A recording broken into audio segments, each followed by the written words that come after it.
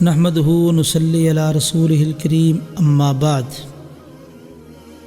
فاعوذ باللہ السمیع العلیم من الشیطان الرجیم من ہمزہ ونفخہ ونفثہ بسم اللہ الرحمن الرحیم وقال الملأ الذین کفروا من قومہ لنخرجنک یا شعیب۔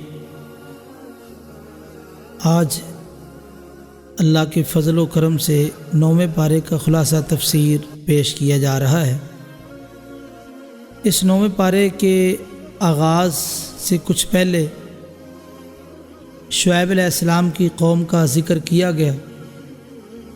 شعیب علیہ السلام اللہ کے نبیوں میں سے ایک نبی ہیں۔ قرآن مجید میں ان کے حوالے سے 3 بستیوں کے نام آتے ہیں، مدین، ایکا اور رس۔ تو یہ جو 3 بستیاں ہیں، اللہ تعالیٰ نے یکے بعد دیگرے ان کو ان 3 بستیوں کی طرف بھیجا۔ پہلے مدین والوں کی طرف گئے، جب مدین والے انہوں نے بات نہ مانی تو ان پر اللہ کا عذاب آیا، تو پھر یہ ایکا والوں کی طرف چلے گئے، جب انہوں نے ان کی بات نہ مانی ان پر عذاب آیا تو پھر یہ اصحاب الرس کی طرف چلے گئے۔ تو یہ مختلف بستیاں تھیں جن کی طرف ان کو بھیجا گیا ہے۔ یہی وجہ ہے کہ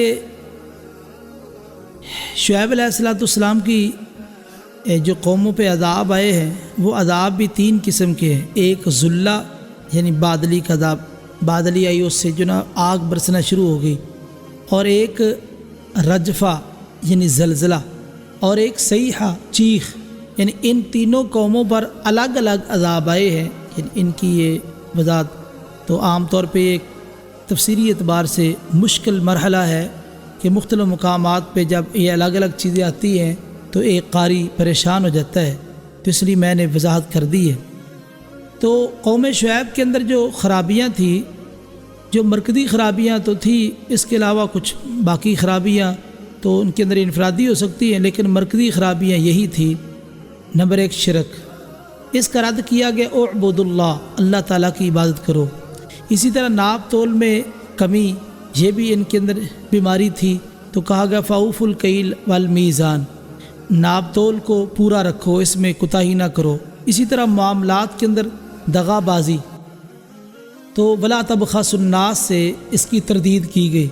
اور اسی طرح زمین میں فساد، تو اس کے بارے میں کہا گیا لا تفسدوا فی الارض، زمین میں فساد نہ مچاؤ۔ اسی طرح 5ویں نمبر پہ یہ ڈاکو تھے، رہزن تھے، تو کہا گیا لا تقعدوا بکل صراط، راستوں میں بیٹھ کے ڈکیتیاں نہ کرو۔ اور اسی طرح دین حق سے روکنا، وتصدون عن سبیل اللہ۔ تو یہ جو برائیاں تھیں، ان برائیوں کو قرآن مجید میں جن کلمات سے روکا گیا ہے تو وہ کلمات میں نے آپ کے سامنے پڑھے ہیں۔ یعنی ان تمام برائیوں کو ختم کرنے کے لیے شعیب علیہ السلام نے اپنی قوم کو دعوت دی ہے۔ تو شعیب علیہ السلام کی قوم ظاہر بات ہے مدین والے جب ان کے پاس آئے تو ان کو دعوت دی، تو انہوں نے آگے سے پھر طرح طرح کے اعتراض، ان اعتراضات میں سے اور ان دھمکیوں میں سے ایک دھمکی یہ تھی کہ اے شعیب، یا تو تم اپنی بات سے بعد آ جاؤ، اگر بعد نہیں آتے پھر ہمارے پاس تو ایک ہی ہتھیار ہے کہ ہم جو نا یا تو تمہیں ہم اپنی بستی سے نکال دیں گے یا تم ہماری ملت میں واپس آ جاؤ گے۔ دیکھو یہاں وقال المالا کا لفظ بولا، مالا کا معنی ہوتا ہے مالا یملا کا معنی پر ہونا، بھر جانا کسی چیز کا۔ یہ جو لوگ ہوتے ہیں جتنے بھی نبیوں کے مقابلے میں آئے، ان کے بارہ میں مالا کا لفظ استعمال ہوا ہے۔ تو جس سے یہ پتہ چلتا ہے کہ یہ قوم بڑی عروج پر پہنچ چکی تھی، دولت کے اعتبار سے، جہو جلال کے اعتبار سے اور اقتدار کے اعتبار سے۔ اور یہ 3 ہی مین سبب ہیں انسان کی گمراہی کے، مال و دولت، جہو جلال اور اقتدار۔ ان کی بنا پہ انسان عمومی طور پہ جو ہے نا متکبر بن جاتا ہے اور گمراہ ہو جاتا ہے۔ تو یہ قوم جو ہے بہت متکبر تھی، کہا تم ہماری ملت میں آ جاؤ گے۔ ملت سے مراد یہ نہیں ہے کہ وہ مشرک ہو جائیں، کہا اگرچہ ہم تو اس کو ناپسند کرتے ہیں۔ دیکھو بھئی، ایک ہوتا ہے انسان کا ظاہری جسم، ایک ہے دل کا معاملہ۔ ظاہری جسم کو تو آپ جکڑ سکتے ہیں، قید کر سکتے ہیں، لیکن جو دل ہے یہ دلیل کے ساتھ بدلا جا سکتا ہے، دل دلیل کے ساتھ بدلا جا سکتا ہے، کیونکہ عقیدے کا تعلق دل کے ساتھ ہے، ایک بات۔ دوسری بات، ان کو تم ہماری ملت میں آ جاؤ گے، اس کا معنی یہ ہے کہ جس طرح پہلے شعیب علیہ السلام کی دعوت سے پہلے عام حالات گزر رہے تھے، تم اس حالت میں بالکل خاموش ہو جو زبان بندی ہو جائے، تو وہ حالت مراد ہے۔ یہ نہیں ہے کہ وہ شرک کی حالت میں چلے جائیں گے، اور ایسا ممکن بھی نہیں۔ تو پتہ یہ چلا کہ اگر کسی قوم پہ جبر کیا جائے تو جو فکری آزادی ہے وہ تو ان سے چھین لی جائے گی، تو اس لیے جبر نہیں ہے بلکہ دلائل رکھے جاتے ہیں، دلائل کی بنیاد پہ عقائد مرتب ہوتے ہیں، اس لیے دلیل سے بدلے جاتے ہیں۔ تو جب انہوں نے دھمکیاں دی تو آگے سے پھر شعیب علیہ السلام اور ان کے ماننے والوں نے کیا کہا؟ علی اللہ توکلنا۔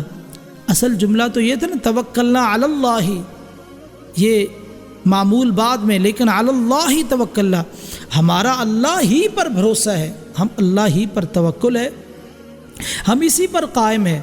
تو جس طرح تمہیں مان ہے اپنے اقتدار کا، تمہیں مان ہے اپنے مال کا، تمہیں مان ہے اپنے جہو جلال کا، ہمیں اس سے 1000 درجے زیادہ مان ہے اللہ تعالیٰ کی ذات پر، بھروسہ ہے اللہ تعالیٰ کی ذات پہ، تو اللہ تعالیٰ ضرور ہماری مدد فرمائے گا۔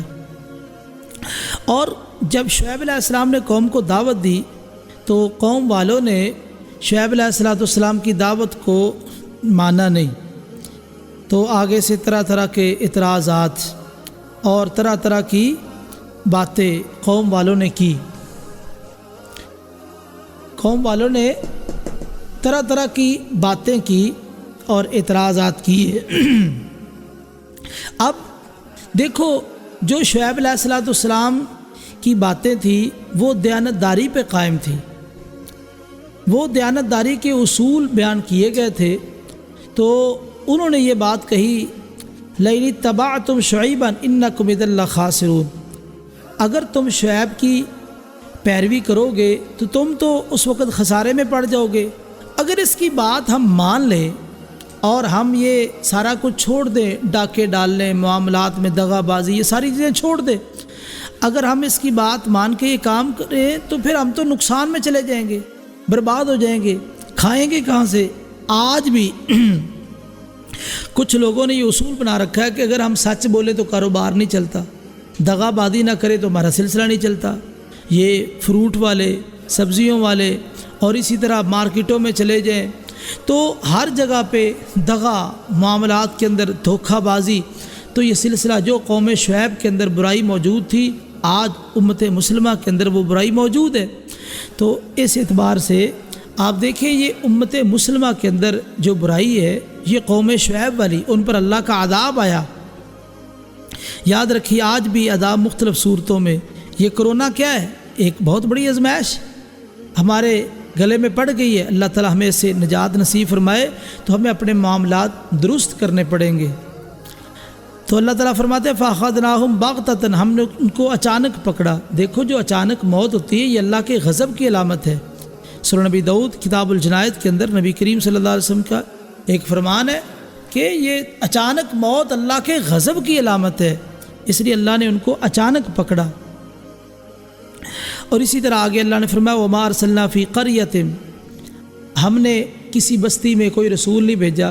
تو قریہ سے مراد شہر ہے، جتنے بھی انبیاء آئے ہیں وہ شہروں میں آئے، مرکزی بستیوں میں آئے ہیں۔ کیوں؟ جو دیہات ہوتے ہیں وہ شہروں کے محتاج ہوتے ہیں، شہروں کے محتاج، مرکز کے اندر انبیاء آئے ہیں۔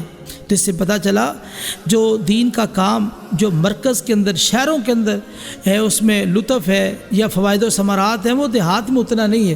اگرچہ دیہات میں بھی ضرورت ہے دین کا کام کرنے کی، تو لیکن جو مرکز ہے آپ اس کو ٹارگٹ کریں، وہاں دین کا کام کریں، اس سے آپ کو فوائد زیادہ حاصل ہوں گے۔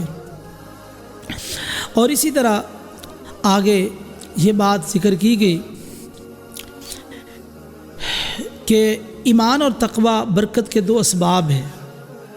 وَلَوْ أَنَّ أَهْلَ الْقُرَىٰ آمَنُوا وَاتَّقَوْا لَفَتَحْنَا عَلَيْهِمْ بَرَكَاتٍ مِّنَ السَّمَاءِ وَالْأَرْضِ، اگر یہ بستیوں والے جن کو تباہ کیا، قوم نوح، قوم ہود، قوم صالح، قوم شعیب، یہ سارے اگر ایمان لاتے اور تقوی اختیار کرتے، اللہ فرماتے ہم ان پر اپنی برکتوں کے دروازے کھول دیتے۔ تو ثابت ہوا ایمان اور تقوی یہ دو ایسے سبب ہیں جس کی بنا پہ اللہ کی رحمت کے اور برکتوں کے دروازے کھل جاتے ہیں۔ تو اس لیے ایمان اور تقوی کے اندر ہمیں مضبوط ہونا چاہیے۔ اسی طرح فرمایا فَأَمِنَ أَهْلُ الْقُرَىٰ أَن يَأْتِيَهُم بَأْسُنَا بَيَاتًا وَهُمْ نَائِمُونَ أَوْ أَمِنَ أَهْلُ الْقُرَىٰ أَن يَأْتِيَهُم بَأْسُنَا ضُحًى وَهُمْ يَلْعَبُونَ۔ یہ دو حالتیں عذاب کی بیان کی گئی، نیند کی حالت میں عذاب آ جائے یا کھیل کود کی حالت میں عذاب آ جائے۔ نیند جب انسان سو جاتا ہے یہ غفلت حسی ہے، حسی طور پہ انسان غافل ہو جاتا ہے، تو غفلت کے وقت اللہ کا عذاب آ جائے، اور جب انسان کھیل میں مشغول ہوتا ہے یہ غفلت معنوی ہے۔ اب سونے والے کو بھی نہیں پتہ ارد گرد کیا ہو رہا ہے، کھیلنے والے کو بھی نہیں پتہ ہوتا کہ ارد گرد کیا ہو رہا ہے، وہ نیند میں مشغول ہے، وہ کھیل کود میں مشغول ہے۔ اس وجہ سے اللہ تعالیٰ نے یہ دو حالتیں بیان کی ہے، ان دو حالتوں میں جب تمہیں کسی کی خبر نہ ہو اس وقت اللہ کا عذاب آ جائے۔ اور اسی طرح افامنوا مکر اللہ، کیا وہ اللہ کی تدبیر سے بے خوف ہو گئے؟ تو حسن بصری علیہ الرحمہ کا بہت خوبصورت قول ہے کہ مومن نیک عمل کر کے بھی رب سے ڈرتا ہے، اور جو فاجر ہوتا ہے وہ گناہ کر کے بڑا مطمئن ہوتا ہے۔ یعنی مومن اور فاسق فاجر میں یہ فرق ہے، فاسق فاجر گناہ کر کے مطمئن ہے، اور مومن نیک عمل کر کے مطمئن نہیں ہے، بلکہ نیک عمل کر کے اللہ سے ڈرتا ہے کہ ایسا نہ ہو کہ قبول نہ ہو۔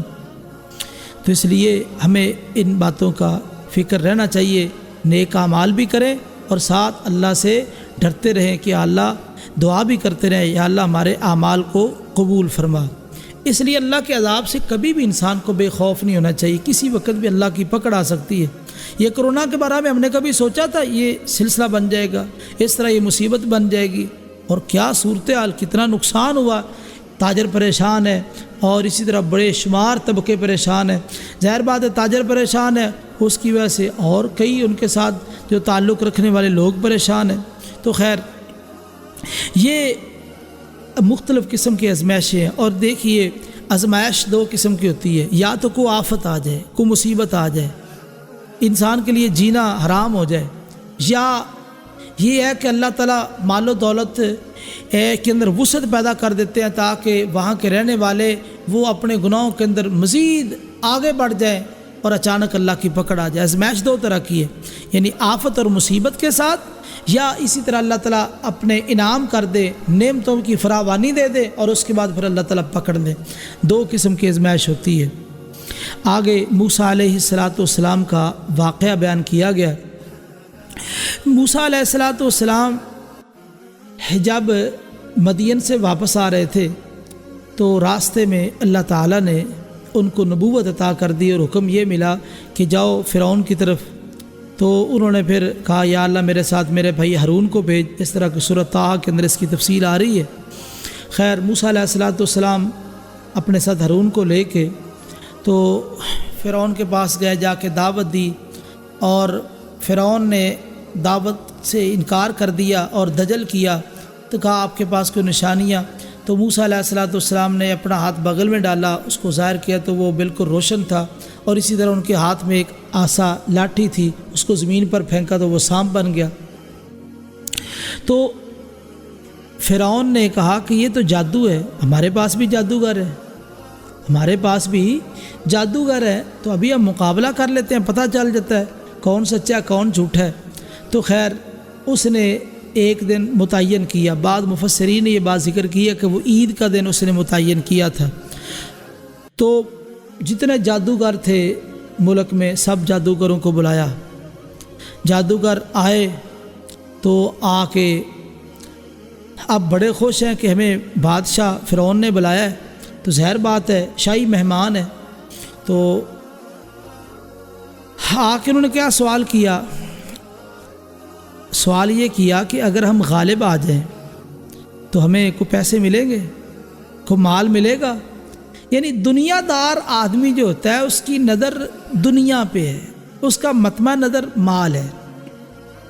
نبی کریم صلی اللہ علیہ وسلم ارشاد فرماتے ہیں تائس عبد الدینار والدرہم، دینار کا بندہ درم کا بندہ تباہ ہو گیا، برباد ہو گیا، عبد الخمیسہ اور اسی طرح چادر کا بندہ برباد ہو گیا۔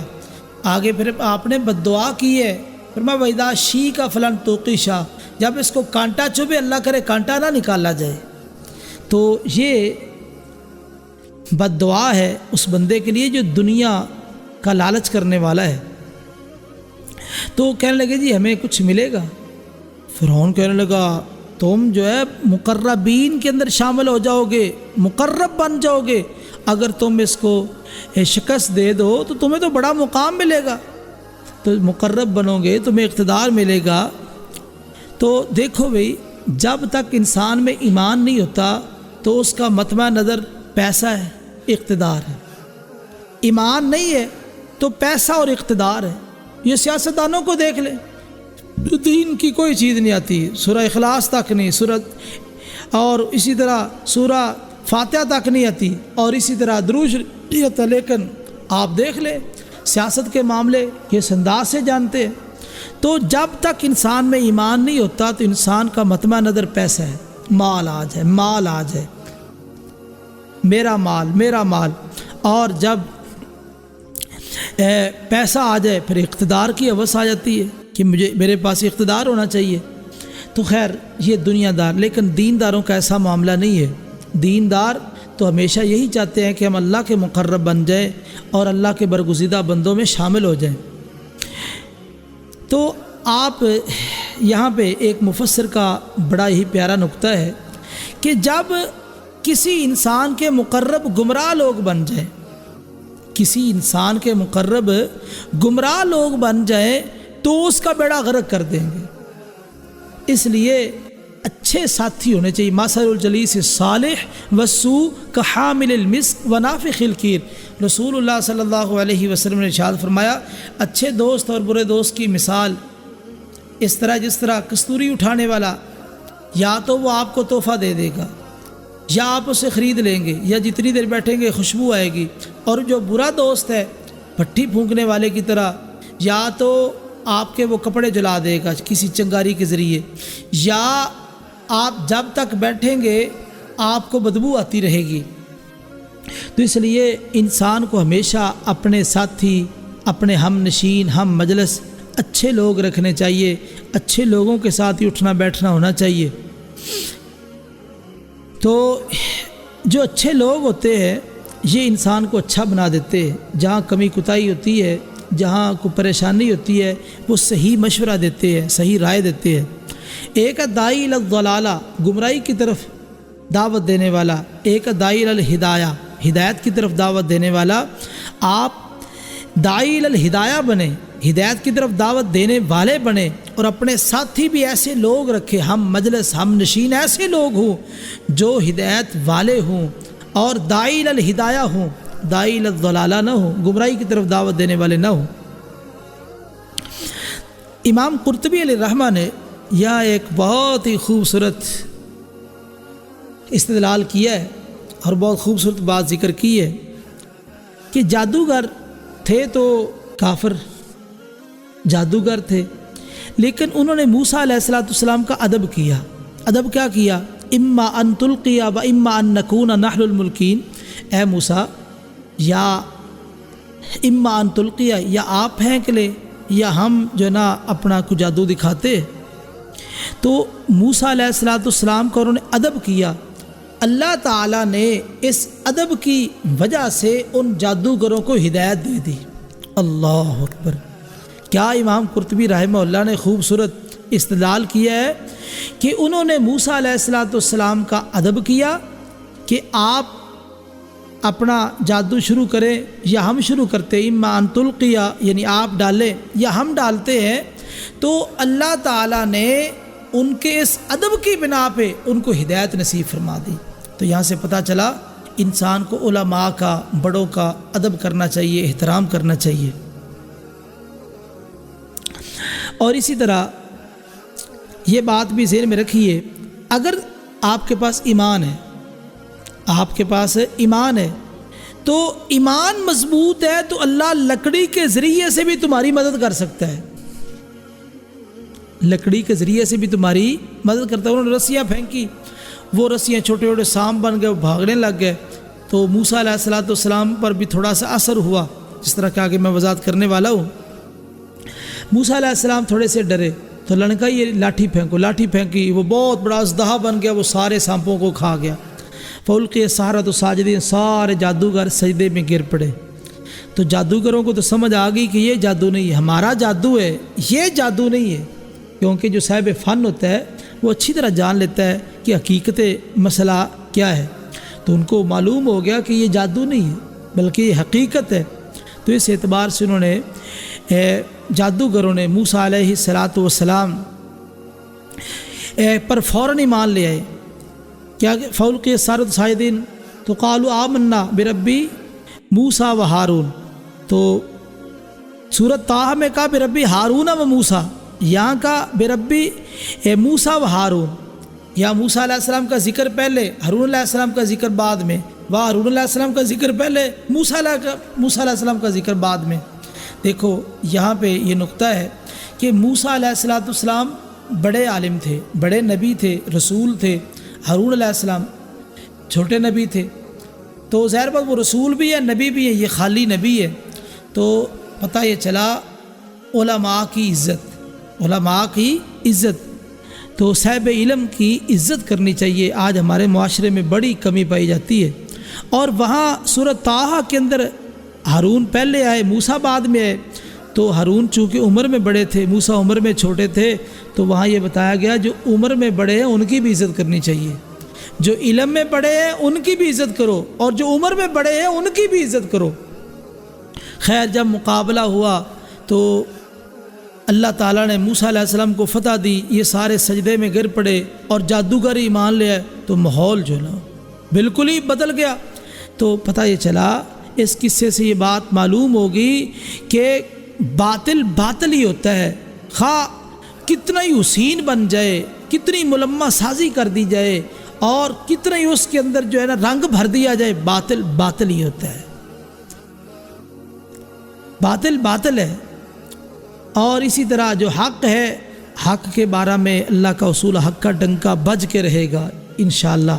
یہ حق ہر مقام پہ غالب رہے گا۔ قل جاء الحق وزہق الباطل، کہہ دی حق آ گیا اور باطل بھاگ گیا، باطل چلا گیا، حق کے مقابلے میں باطل نہیں ٹھہر سکتا۔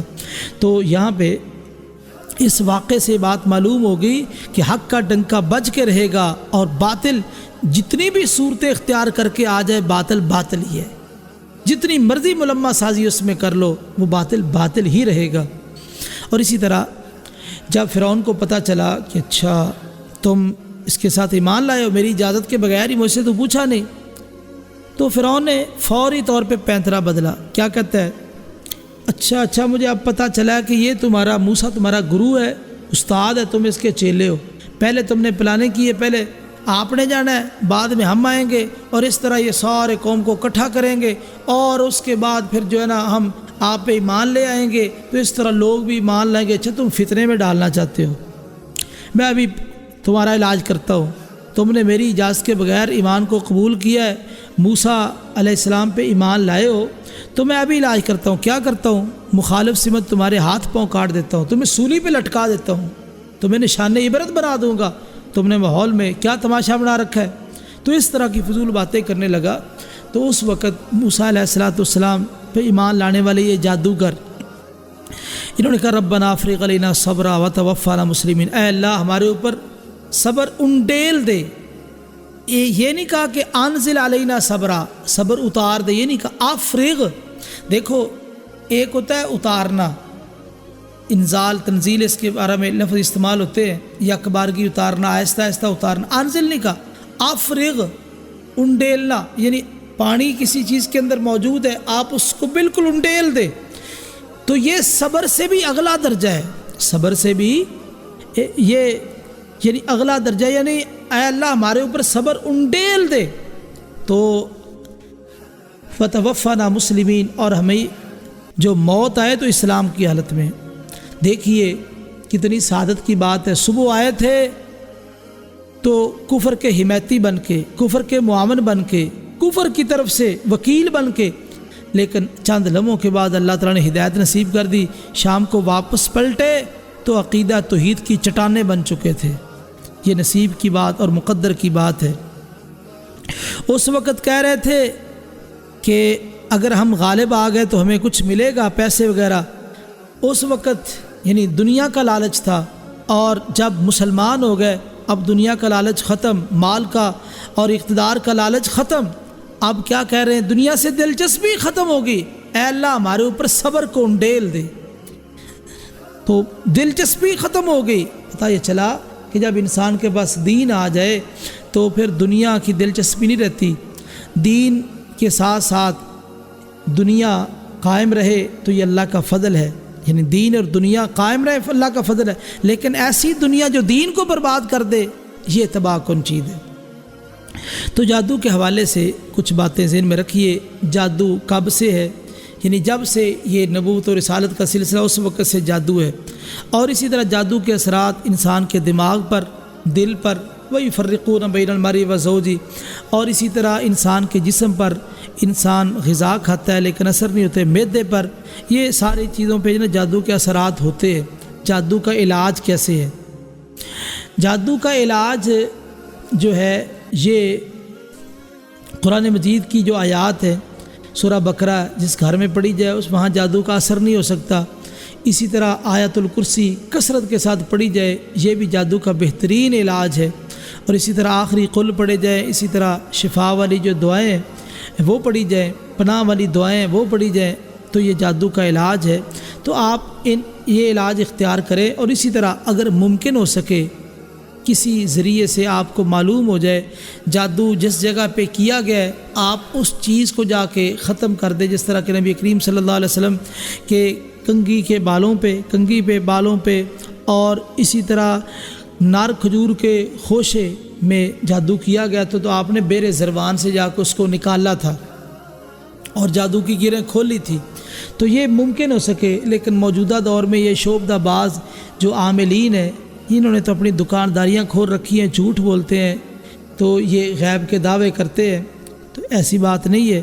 تو اگر اللہ تعالیٰ آپ کو کسی لحاظ سے بتا دے خواب کے ذریعے سے تو یا کسی ذریعے سے، تو آپ اس کو ختم کرنے پر قدرت رکھتے ہیں تو ختم کر دیں، ورنہ یہ علاج کرتے رہیں، اللہ تعالیٰ ضرور رحمت فرمائیں گے۔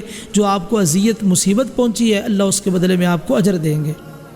کیا نبی کریم صلی اللہ علیہ وسلم پر جادو ہوا یا نہیں؟ بالکل ہوا ہے آپ پہ جادو، تو آپ پہ اثر بھی ہوا، لیکن آپ کے کھانے پینے اور اسی طرح بیویوں کے معاملات پہ اثر ہوا، دینی معاملات میں کوئی اثر نہیں ہوا۔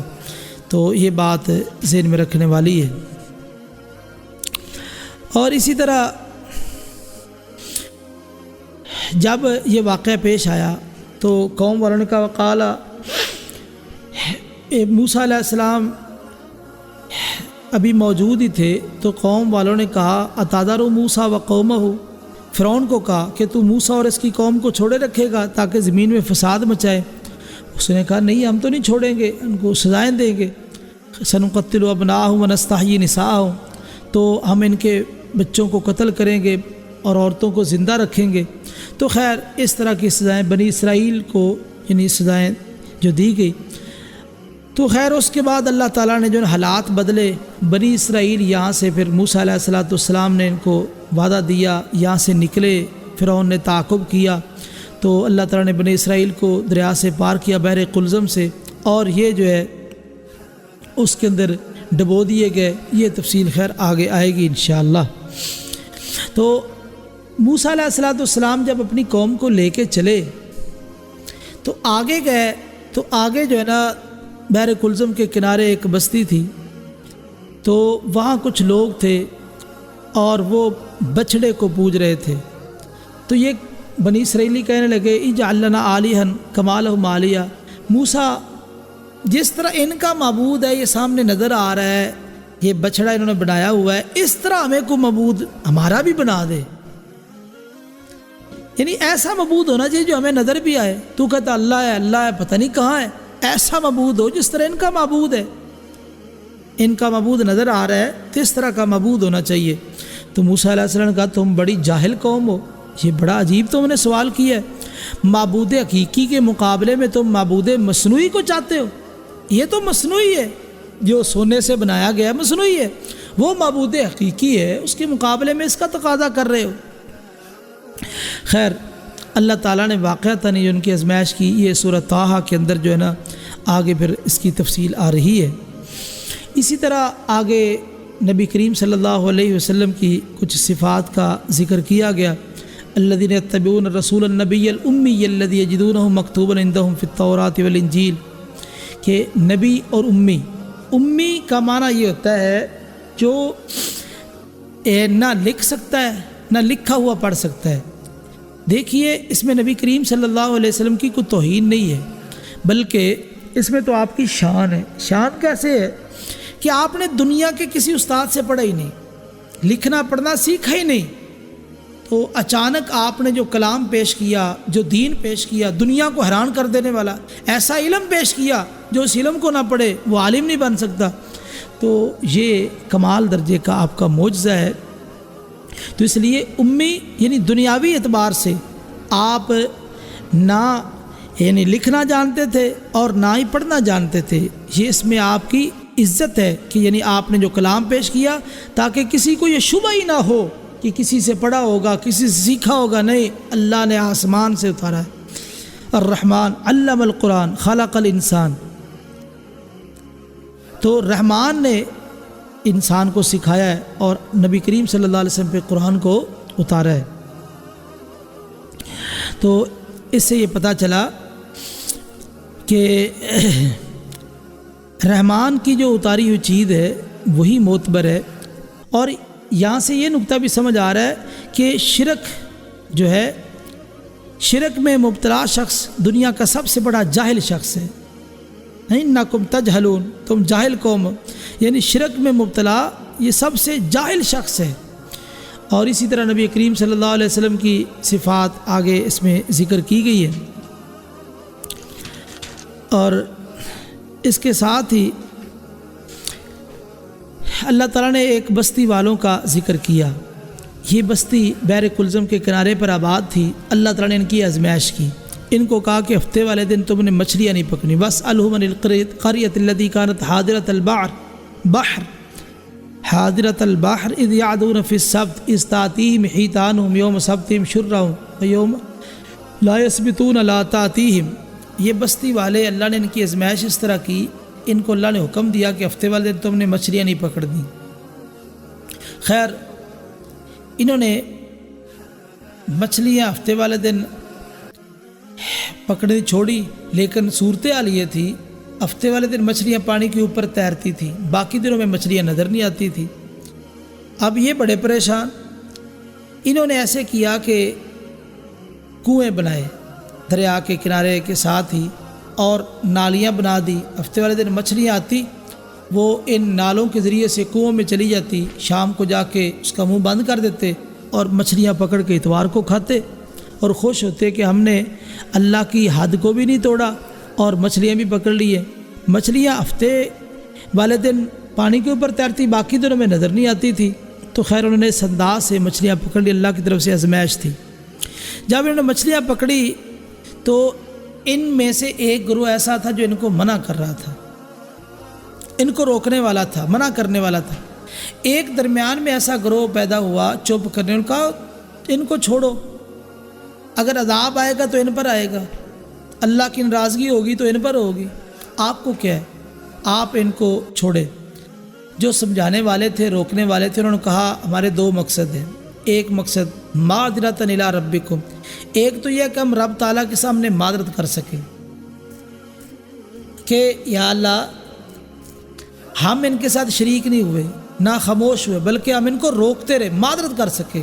وَلَعَلَّهُمْ يَتَّقُونَ، شاید کسی کے دل میں اللہ کا ڈر پیدا ہو جائے اور وہ اس کام کو چھوڑ دے۔ خیر، یہ تین گروہ، شکار کرنے والے، خاموش ہونے والے اور منع کرنے والے، اللہ فرماتے ہیں فلما عتوا عما نہوا، جب یہ حد سے تجاوز کر گئے، جس سے منع کیا گیا تو اسے رکے نہیں، تو ہم نے کیا کیا، ہم نے حکم دیا ان کو ذلیل بندر اور خنزیر بنا دیا، اور نجات کن لوگوں کو دی؟ انجین الذین ینہون عن السوء، جو برائی سے روکنے والے تھے ان کو نجات دی، برائی سے روکنے والوں کو نجات دی، تو باقی دو گروہ وہ ہلاک ہو گئے۔ جو پکڑنے والے تھے ان کے بارے میں تو مفسرین کا اتفاق ہے، چپ رہنے والوں کے بارے میں مفسرین کا اختلاف ہے، لیکن راجح قول کے مطابق بھی یہ لوگ بھی ان کے ساتھ عذاب میں مبتلا ہوئے، کیونکہ اللہ نے بچنے والوں کی وضاحت کر دی، انجین الذین ینہون عن السوء، جو برائی سے روکنے والے تھے ہم نے ان کو نجات دی۔ تو اس سے لازمی معنی یہ نکلا کہ باقی عذاب میں مبتلا ہو گئے، وہ بچ نہیں سکے۔ اور اسی طرح آگے وَإِذْ رَبُّكَ لَيَبْعَثَنَّ عَلَيْهِمْ إِلَىٰ يَوْمِ الْقِيَامَةِ، یہاں دو حقیقتوں کی طرف اشارہ کیا جا رہا ہے کہ بنی اسرائیل کبھی یہ بالادست قوم نہیں ہو سکتی، کبھی بھی زندگی میں یہ بالادست قوم ہے نہیں، دوسروں کے سہارے پہ کھڑے ہوں گے۔ اور اسی طرح دوسری قومیں ان پہ ہمیشہ جو ہے نا تسلط رکھیں گی۔ آج بھی آپ دیکھ لیں اسرائیل کی ذاتی کیا حیثیت ہے، اسرائیل کی ذاتی آج کوئی حیثیت نہیں ہے، آج بھی دوسری قومیں ان پہ مسلط ہے، لیکن یہ ہے کہ یہودی چونکہ تیز ترار ہے، اور یہودی کو طریقہ فتنے کا، فساد کا، لڑائی جھگڑے کا وہ اس انداز سے سیاست کرتے ہیں کہ دوسرے لوگ سمجھ نہیں سکتے، ورنہ یہودی اسرائیل اپنے پاؤں پہ نہیں کھڑا، یہ بحبل من اللہ، یا مسلمان ہو جائے یا حبل من الناس، یا لوگوں کے سہارے سے آ جائے، یہ لوگوں کے سہارے، امریکہ یورپ کے سہارے یہ اسرائیل قائم ہے، ورنہ ان کی ذاتی ان کا کوئی وجود نہیں ہے۔ اور اسی طرح آگے اللہ تعالیٰ نے فرمایا والذین یمسکون بالکتاب وقاموا الصلاۃ انا لا نضیع اجر المصلحین، وہ لوگ جو کتاب کو مضبوطی سے تھامتے ہیں، نماز قائم کرتے ہیں، بے شک ہم مصلحین کے اجر کو ضائع نہیں کرتے۔ یہاں دیکھو اللہ تعالیٰ نے منہج کو بیان کیا ہے، جو لوگ کتاب کو مضبوطی سے تھامتے، قرآن مجید اور اس کی توضیح اور تشریح احادیث رسول، اس کو مضبوطی سے تھام لے۔ دیکھو دنیا کے اندر کامیاب ہونے والے لوگ وہی ہیں جو اللہ تعالیٰ کے اس منہج کو، اس نازل شدہ کتاب کو اپنا لیں، اس کے پیچھے چل پڑے اور پھر نماز کو قائم کریں۔ نماز پڑھنا نہیں ہے، نماز قائم کرنا، نماز کا نظام نافذ کرے۔ اور نماز چونکہ یہ الطاعات ہے، العبادات ہے، تو نظام جب یہ قائم ہوگا تب دنیا کے اندر انقلاب کی صورت بنے گی۔ تو اس لیے یہاں سے یہ پتہ چلا کہ دنیا کے اندر اگر کوئی قوم عزت پا سکتی ہے، شرف پا سکتی ہے، تو اس کا ایک ہی طریقہ ہے، وہ کتاب و سنت کے ساتھ جڑ جائے۔ والذین یمسکون بالکتاب، آج ہماری دعوت بھی یہی ہے، ہم یہی دعوت دیتے ہیں لوگوں، کتاب و سنت کے ساتھ جڑ جاؤ، ادھر ادھر کی چھوڑو، کتاب و سنت کے ساتھ جڑ جاؤ۔ آگے فرمایا وَإِذْ أَخَذَ رَبُّكَ مِن بَنِي آدَمَ مِن ظُهُورِهِمْ ذُرِّيَّتَهُمْ، جب تیرے رب نے بنو آدم سے، ان کی اولادوں سے وعدہ لیا، تو یہ جو ہے اللہ تعالیٰ نے آدم علیہ السلام سے، مفسرین نے خیر اس مسئلے میں کافی باتیں لکھی ہے، تو راجح قول کے مطابق آدم علیہ السلام سے جنہوں نے پیدا ہونا تھا وہ ان کی پیٹھ سے نکلے، آگے جس کی پیٹھ سے جتنے پیدا ہونے تھے وہ نکلتے گئے۔ اس طرح تمام انسانیت کو اللہ تعالیٰ نے یعنی عالم ارواح کے اندر یعنی تمام روحوں کو جمع کیا، ان سے وعدہ لیا لست بربکم، کیا میں تمہارا رب نہیں ہوں؟ تو سب نے جواب دیا بلا، کیوں نہیں، انت ربنا، تو ہی ہمارا رب ہے۔ اب کئی لوگ اعتراض کرتے ہمیں تو یاد نہیں ہے، ہمیں تو یاد نہیں ہے۔ دیکھو بھی ماں کے پیٹ میں سارے رہے ہیں کہ نہیں، یاد ہے، ماں کا دودھ پیا کہ نہیں، یاد ہے۔ تو یہ ضروری نہیں ہے کہ ساری باتیں یاد ہوں۔ دیکھو غیب، الذین یؤمنون بالغیب، غیب کے ساتھ جو ایمان ہے، یہ بھی تو ایک تقاضا ہے کہ جو اللہ نے مخبر صادق نے جو خبر دے دی ہے اس کی تصدیق کرو۔ اب اللہ کی خبریں سچی ہے، پیچھے 8ویں پارے میں یہ بات ذکر کی گئی ہے، وَتَمَّتْ کَلِمَتُ رَبِّکَ صِدْقًا وَعَدْلًا، قرآن مجید کے 3 وصف بیان کیے گئے۔ صدقاً، قرآن کی ساری خبریں سچی ہیں، قرآن کہتا ہے کہ یہ اجتماع ہوا ہے اور یہ وعدہ لیا گیا ہے، تو ہمیں یقین ہونا چاہیے۔ اور اسی طرح کئی ایسی چیزیں ہیں جو لوگوں کے کہنے پہ ہم یقین کرتے ہیں، تو اس سے پتہ چلا کہ اللہ کے کہنے پر بھی ہمیں یقین ہونا چاہیے۔ آگے بڑی ایک عجیب اور بات کہی جا رہی فمثلہ کمثل الکلب، اس کی مثال کتے کی طرح ہے۔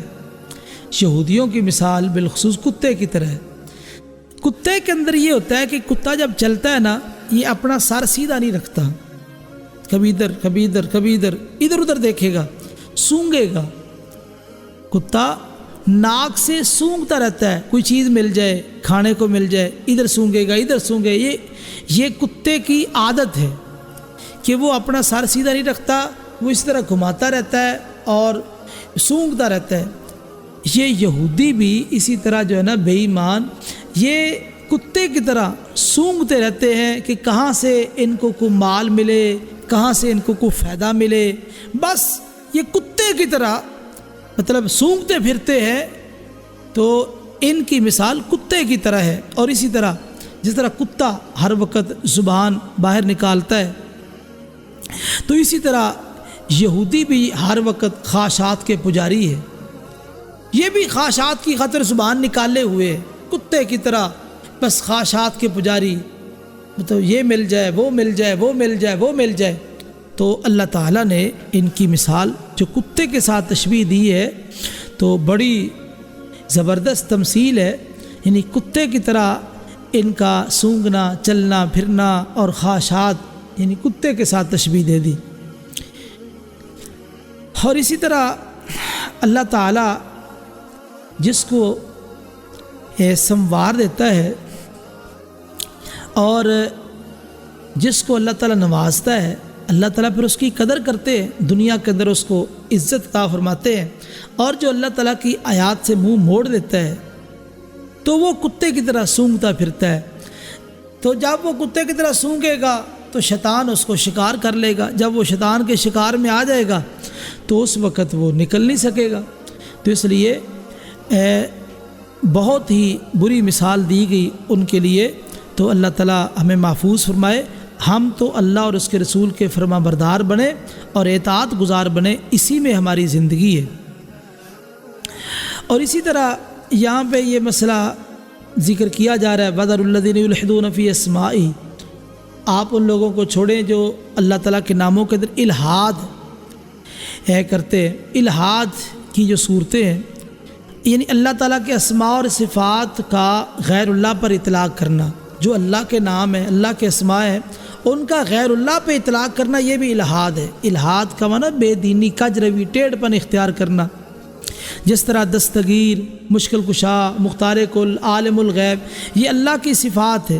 تو اللہ کی صفات غیروں کے اندر ماننا اور غیروں پر اطلاق کرنا، یہ بھی الحاد کی ایک صورت ہے۔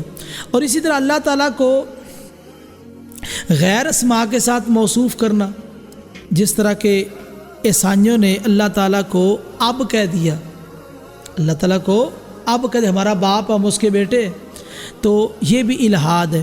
اور اسی طرح ایسے نام اور وصف کے ساتھ پکارنا جو خلاف ادب ہو، جو خلاف ادب ہو، مثلا یہ کہنا کہ اے بندر کے رب، اے خنزیر کے رب، یہ خلاف ادب ہے۔ اگرچہ اللہ ان کا بھی خالق ہے، لیکن یہ خلاف ادب ہے، اس لیے طریقہ کار درست نہیں ہے۔ اسی طرح الحاد کی ایک صورت یہ بھی ہے کہ اللہ تعالیٰ کے ناموں میں سے کچھ نام نکال لینا، جس طرح اللہ سے لات نکالا ہے، عزیز سے عزا نکالا، اور اسی طرح منان سے منات نکالا ہے، نام نکال کے آگے اپنے بتوں کے نام رکھ لینا، یہ بھی الحاد کی ایک صورت ہے۔ اور اسی طرح الحاد کی ایک صورت یہ بھی ہے کہ اللہ کے اسماء کا انکار کر دینا، اللہ کے اسماء کا انکار کر دینا، یہ بھی الحاد کی ایک صورت ہے۔ تو اسی طرح اس کے ساتھ یہ بات بھی ذکر کی جا رہی ہے کہ اللہ تعالیٰ کو تم نے پکارنا ہے عاجزی انکساری کے ساتھ اور آہستہ آہستہ، جس طرح مسکین کسی بادشاہ کے پاس جا کے آہستہ سے سوال کرتا ہے، تو چونکہ وہ شہنشاہ ہے، وہ قادر مطلق ہے، اس نے آہستہ آہستہ عاجزی سے انکساری سے سوال کرو، جس طرح زکریا علیہ السلام نے نداءً خفیہ، آہستہ آہستہ پکارا، تو اس طرح آہستہ آہستہ پکارو، جس طرح مسکین کسی مالک سے سوال کرتا ہے، اور کس طرح ادب و آداب کے ساتھ، عاجزی کے ساتھ، مسکینی کے ساتھ۔ تو اس طرح اللہ سے بھی جب دعا کرنی ہے تو اس وقت دعا کے اندر آہستگی ہونی چاہیے، اور اسی طرح گڑ گڑانا، عاجزی اختیار کرنا، جتنی عاجزی زیادہ ہوگی اتنی دعا زیادہ قبول ہوگی۔ پیچھے حافظ ابن قیم رحمہ اللہ کا قول بھی آدم علیہ السلام کے حوالے سے کہ آدم علیہ السلام کو فرشتوں سے جو سجدہ کرا وہ بھی کام نہ آیا، علم بھی کام نہ آیا۔ کام کیا چیز آئی؟ جو انہوں نے عاجزی اختیار کی، غلطی کے بعد عاجزی اختیار کی، یہ چیز ان کے کام آئی، اللہ نے ان کو معاف کر دی ہے۔ اسی طرح یہاں پہ ایک بات یہ بھی ذکر کی جا رہی ہے کہ سچا معبود اور جھوٹا معبود، ان میں فرق، ان میں کیا فرق ہے؟ سچا معبود وہ ہے جو پیدا کرنے والا ہے، اور جھوٹے معبود وہ ہیں جو پیدا نہیں کر سکتے۔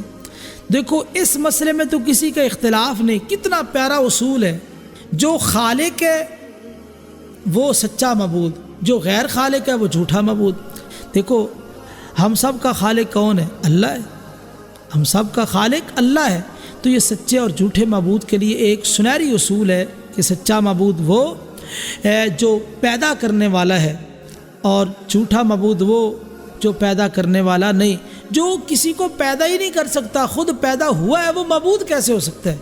وہ تو خود محتاج ہے، تو محتاج معبود نہیں ہوتا۔ معبود تو وہ ہوتا ہے جو بے نیاز ہو۔ اللہ الصمد، اللہ بے نیاز ہے، وہ کسی کا محتاج نہ ہو، ساری دنیا اس کی محتاج، وہ کسی کا محتاج نہیں ہے۔ اور اسی طرح آگے فرمایا خذ العفو وامر بالعرف، آپ درگزر کو اختیار کیجئے اور آپ نیکی کا حکم دیں۔ دیکھو قرآن مجید نے اخلاقیات کا یہ بہت ہی جامع اصول یعنی بیان کر دیا، اور جامع چیزیں بیان کر دی ہیں اس مقام پہ۔ اخلاقیات کے حوالے سے اس کا جامع ہدایت نامہ جاری کر دیا۔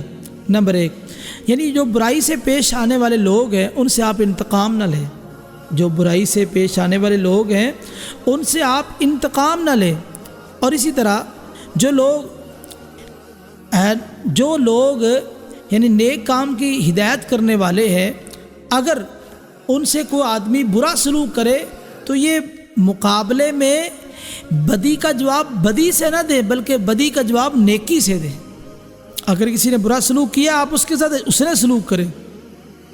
یہ دوسرا اصول، جن لوگوں نے دین کا کام کرنا ہے، اگر کوئی برا سلوک کرتا ہے تو آپ اس کے ساتھ مقابلے میں اچھا سلوک کریں، اور اسی طرح نرمی کے ساتھ حق بتائیں۔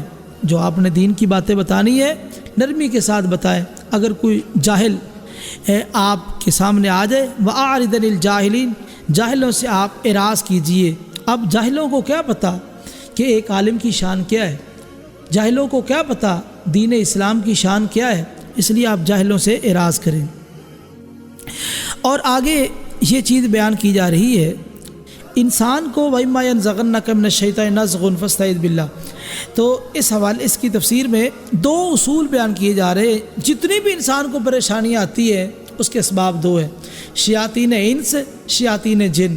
انسانوں میں سے جو شیاطین ہیں ان کی وجہ سے، اور جنوں میں سے جو شیاطین ہیں ان کی وجہ سے جتنی بھی پریشانیاں آتی ہے، ان 2 کا بنیادی کردار ہے۔ اور اللہ تعالیٰ نے ان 2 سے بچنے کے لیے ہمیں کچھ اصول بھی سمجھائے ہیں۔ وہ اصول کیا ہے؟ اگر انسانوں میں سے جو شیاطین ہیں وہ آپ کے ساتھ برا سلوک کریں، ادفع باللتی ہی احسن، وہ برا سلوک کریں تو آپ نے مقابلے میں اچھا سلوک کرنا ہے۔ یعنی انسانوں میں سے جو شیاطین ہیں ان کی برائی کے بدلے میں آپ اچھائی پیش کریں، اور اسی طرح جنوں میں سے جو شیاطین ہیں اگر وہ آپ کو پریشان کریں تو فوراً آپ جامع ترمذی کی حدیث ہے اعوذ باللہ السمیع العلیم من الشیطان الرجیم من ہمزہ ونفخہ ونفسی، یہ پڑھیں۔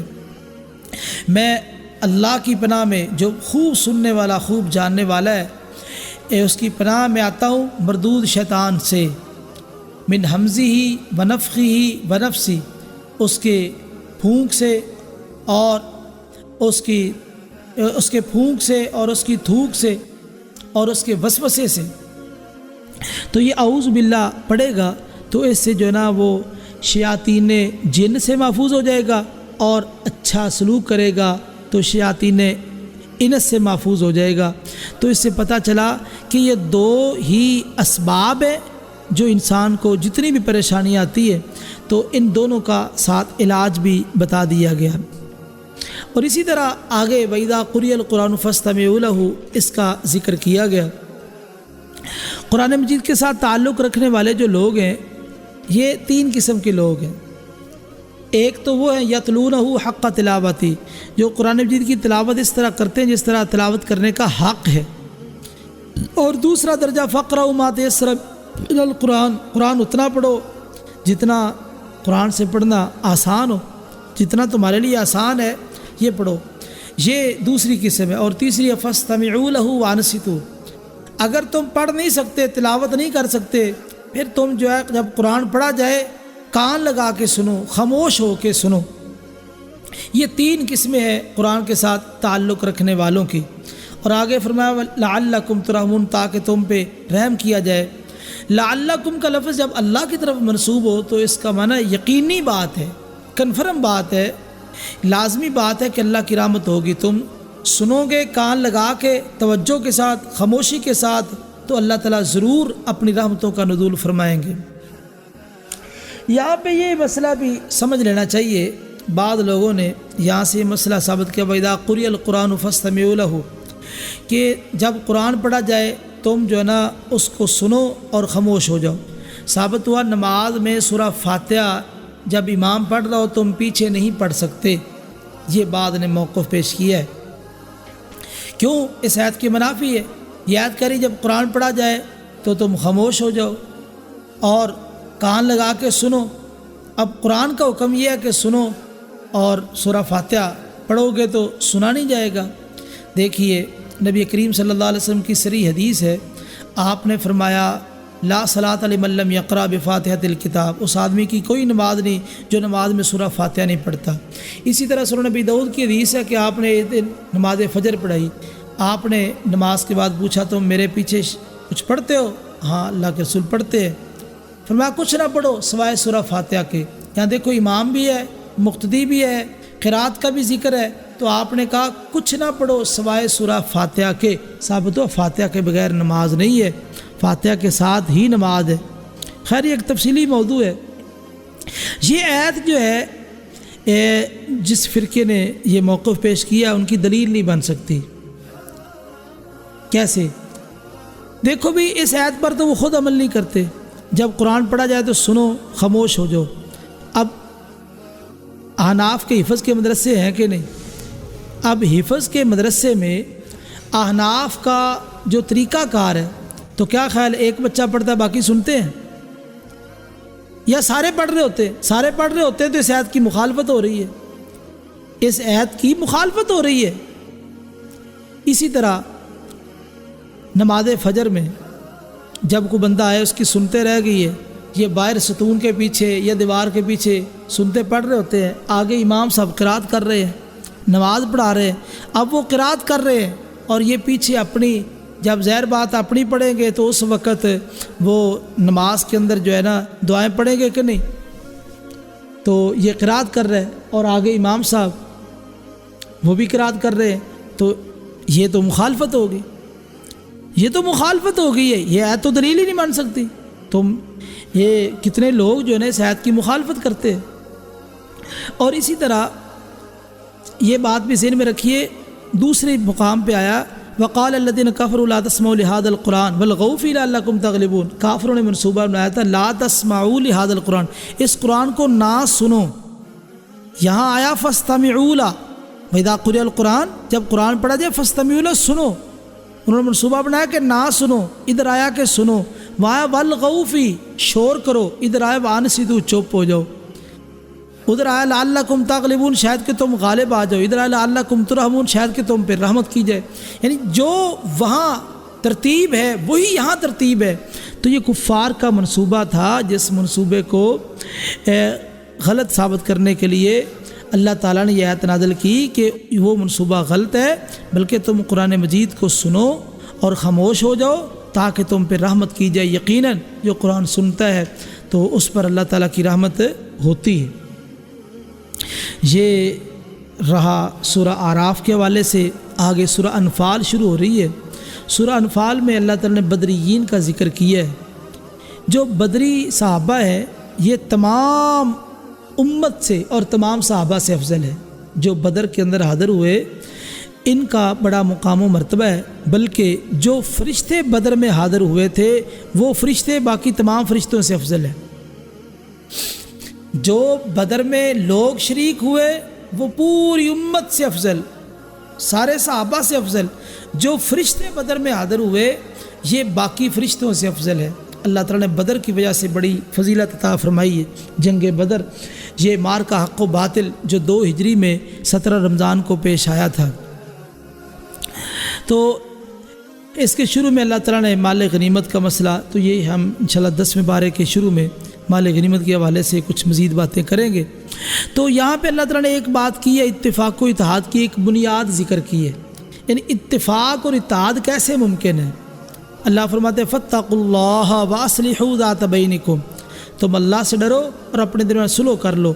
تو یہاں یہ نقطہ بیان کیا گیا، بہمی تعلقات اسی وقت خوشگوار ہو سکتے ہیں اور اسی وقت ہی یہ سارا ماحول درست ہو سکتا ہے جب اللہ کا ڈر ہوگا۔ فاتقوا اللہ، یعنی اتفاق و اتحاد کی جو بنیاد ہے وہ یہ ہے فاتقوا اللہ، اللہ سے ڈر جاؤ۔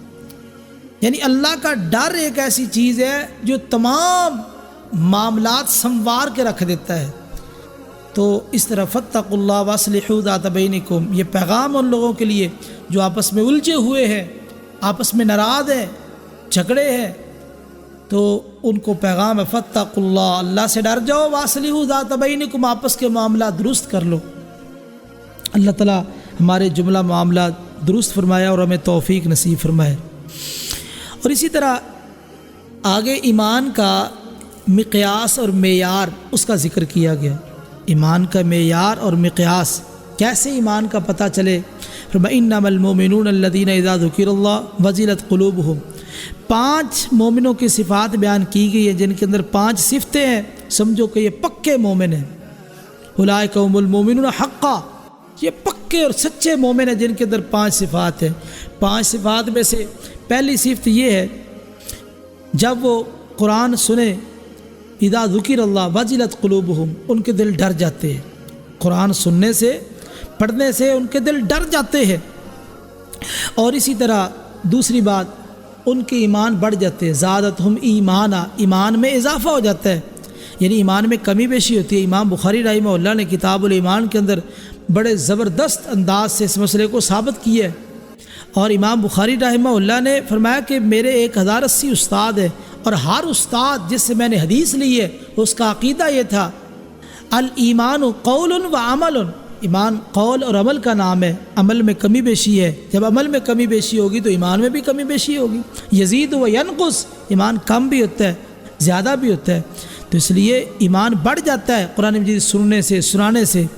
یہ دوسری صفت، اور تیسری نماز قائم کرنا، اور اس چوتھی صفت خرچ کرنا، اور 5ویں صفت توکل، رب تعالیٰ پہ بھروسہ کرنا۔ جن مومنوں کے اندر یہ 5 صفات موجود ہیں، اولئک هم المؤمنون حقا، یہ پکے سچے مومن ہیں۔ اور پتہ یہ چلا حسن بصری، پتہ یہ چلا کہ ایمان کے اندر کمی بیشی ہوتی ہے، اور یہ ایک مسلمہ مسئلہ ہے، بڑا معروف مسئلہ ہے۔ اور اس کے ساتھ اللہ تعالیٰ نے یہ بات ذکر کی اذ یغشیکم الناس، جب تمہیں اونگ نے ڈھانپ لیا، یعنی جنگ بدر میں جہاں نبی کریم صلی اللہ علیہ وسلم نے پڑاؤ ڈالا تھا وہاں ریتلی زمین تھی، تو اور بھی کئی مسائل پریشانیاں تھیں۔ ایک تو یہ ہوا کہ اللہ نے گہری نیند دے دی، گہری نیند آنے سے صحابہ کو سکون مل گیا، جو گھبراہٹ پریشانی تھی وہ دور ہوگی۔ دوسری بات، رات کو اللہ نے بارش نازل کی، بارش کی وجہ سے یہ ریت ساری جو ہے نا وہ جم گئی، تو وہ چٹیل میدان بن گیا۔ اور اسی طرح شیطان کا جو وسوسہ تھا کہ ریتلی زمین ہے، یہاں پاؤں پھسلیں گے، کیسے تم لڑائی کرو گے، وہ شیطان کا سارا وسوسہ ہی ختم ہو گیا، دل مضبوط ہو گیا، قوی ہو گیا۔ اللہ نے بدر کے اندر مسلمانوں کو فتح عطا کر دی۔ اور اسی طرح ایک بات یہ بھی ذکر کی گئی کہ اللہ تعالیٰ مومنوں کے ساتھ ہے، اللہ کی معیت مومنوں کے ساتھ ہے، لیکن شرط یہ ہے کہ 3 چیزیں موجود ہوں، اطیع اللہ، اللہ کی اطاعت ہو اور اس کے رسول کی اطاعت ہو، اور اسی طرح رسول کا حکم سن کر روح گردانی نہ کی جائے، تین چیزیں، اللہ کی اطاعت، رسول کی اطاعت اور رسول کا حکم سن کے روح گردانی نہ کی جائے۔ تین چیزیں اگر تمہارے اندر موجود ہیں تو یاد رکھیے اللہ کی معیت تمہارے ساتھ ہے، اللہ کی نصرت مدد تمہارے ساتھ ہے۔ آگے فرمایا یا ایھا الذین آمنوا استجیبوا للہ وللرسول، اے ایمان والو اللہ اور اس کے رسول کی پکار پہ لبیک کہہ دو جب بھی وہ تمہیں بلائیں۔ جامع ترمذی میں، صحیح بخاری میں دو الگ الگ واقعے موجود ہیں۔ ابو سعید معلّہ رضی اللہ تعالیٰ عنہ بیان کرتے ہیں، میں مسجد نبوی میں نماز پڑھ رہا تھا، نبی کریم صلی اللہ علیہ وسلم نے مجھے بلایا۔ جب آپ نے مجھے بلایا تو میں نماز پڑھ رہا تھا، نماز مکمل کر کے میں گیا، میں نے کہا حضور آپ نے یاد کیا تھا۔ فرمایا جس وقت میں نے بلایا تھا تو اس وقت کیوں نہیں آیا؟ جی میں نماز پڑھ رہا تھا۔ فرمایا تو نے قرآن مجید کی آیت نہیں پڑھی استجیبوا للہ یا ایھا الذین آمنوا استجیبوا للہ وللرسول اذا دعاکم؟ معنی یہ کہ جب تو نے سنا تو نماز توڑ دیتا اور میری آ کے بات سنتا۔ یہ رسول کا مقام، دنیا میں کسی کا مقام نہیں ہے جو رسول اللہ صلی اللہ علیہ وسلم کا مقام ہے کہ نفلی نماز توڑ دو، آپ کی پکار پہ، آپ کی دعوت پہ آپ نے بلایا ہے نماز توڑ دو۔ تو یہ صرف رسول اللہ صلی اللہ علیہ وسلم کا مقام ہے، دنیا میں ایسا کوئی نہیں ہے۔ تو ہم نے اس رسول کو ماننا ہے، ہم اس رسول کی طرف دعوت دیتے ہیں کہ آؤ اس رسول کی بات پہ لبیک کہہ دو۔ آگے اللہ تعالیٰ نے تقوی کا ایک فائدہ ذکر کیا ہے، کہا یا ایھا الذین آمنوا ان تتقوا اللہ یجعل لکم فرقانا، اے ایمان والو اگر تم اللہ سے ڈر جاؤ گے، تقوی اختیار کرو گے، اللہ تمہیں قوت فرقان دے دیں گے۔ قوت فرقان کیا ہے؟ قوت فرقان حق اور باطل کے درمیان فرق کرنا، حق اور باطل کے درمیان فرق کرنا، یعنی اللہ کا ڈر پیدا ہو جائے گا، پھر حق اور باطل کے درمیان تمیز کرنا آسان ہو جائے گا۔ اس لیے اللہ تعالیٰ کا ڈر پیدا کرنا چاہیے۔ اسی طرح یہ بات ذکر کی گئی کہ مشرکوں کی جو نماز ہے بیت اللہ کے پاس مقام و تسدیہ، وہ رقص و سرور اور گانا بجانا، تالیاں بجانا، آج جو یہ اداکاروں کا طریقہ کار ہے، شوبدہ بازوں کا جو طریقہ کار ہے، یہ مشرکوں کی نماز تھی بیت اللہ کے پاس۔ دیکھو یعنی بیت اللہ کے محافظ تھے اور بیت اللہ کے باسی، وہاں مکے کے باسی تھے، تو نماز کی یہ حالت تھی مقام و تسدیہ۔ تو خیر اس کے ضمن میں ایک بات یہ بھی بیان کی گئی کہ اللہ تعالیٰ جب کوئی قوم استغفار کرنے والی ان کو عذاب نہیں دیتے۔ حسن بصری علیہ الرحمہ کا ایک قول ہے، فرماتے ہیں کہ یہ کیسے ہو سکتا ہے کہ اللہ خود استغفار کی توفیق دے اور پھر عذاب بھی دے؟ یہ ممکن نہیں ہے۔ جو قوم استغفار کرنے والی ہے اللہ اس قوم کو عذاب نہیں دیتے۔ اور اسی طرح یہ مسئلہ بھی ذکر کیا کہ یمیز اللہ الخبیث من الطیب، اللہ خبیث کو طیب سے جدا کرتے ہیں۔ دیکھو دنیا کے اندر مقناطیسی نظام ہے، ہر چیز دوسری چیز کو اپنی طرف کھینچتی ہے، جس طرح مقناطیس لوہے کو اپنی طرف کھینچ لیتا ہے، اسی طرح جو انسان حرام کھاتا ہے یہ حرام، وہ غلط کاریاں، گناہ، نافرمانیاں، ان ساری چیزوں کو اپنی طرف کھینچتا ہے۔ جو آدمی حلال کھاتا ہے، رزق حلال اپنی طرف جو ہے نا نیکیوں کو کھینچتا ہے، نمازوں کو، روزوں کو کھینچتا ہے۔ یعنی دنیا کے اندر مقناطیسی جو نظام ہے، یعنی ایک چیز دوسری چیز کو کھینچ رہی ہے اپنی طرف۔ جو اچھی چیز ہے وہ اچھی چیز کو کھینچے گی، جو بری چیز ہے وہ بری چیز کو کھینچے گی۔ اس لیے تم اپنا کھانا پینا بھی حلال کا رکھو اور اپنے اعمال بھی درست رکھو، اپنا دل بھی صاف رکھو، اور اپنے دل کو اللہ اور اس کے رسول کی محبت سے بھر کے رکھو۔ جب اللہ اور اس کے رسول کی محبت ہوگی تو پھر وہ اعمال تمہارے لیے آسان ہو جائیں گے، جو اعمال اللہ اور اس کے رسول کی محبت والے ہیں۔ تو یہ تھا 9ویں پارے کا خلاصہ تفسیر جو آپ کے سامنے پیش کیا گیا۔ اللہ سے دعا ہے کہ اللہ تعالیٰ ہمیں دین کو سمجھنے کی اور اس پر عمل کی توفیق نصیب فرمائے۔ اقول قولی ھذا واستغفر اللہ لی ولکم ولسائر المسلمین والمسلمات۔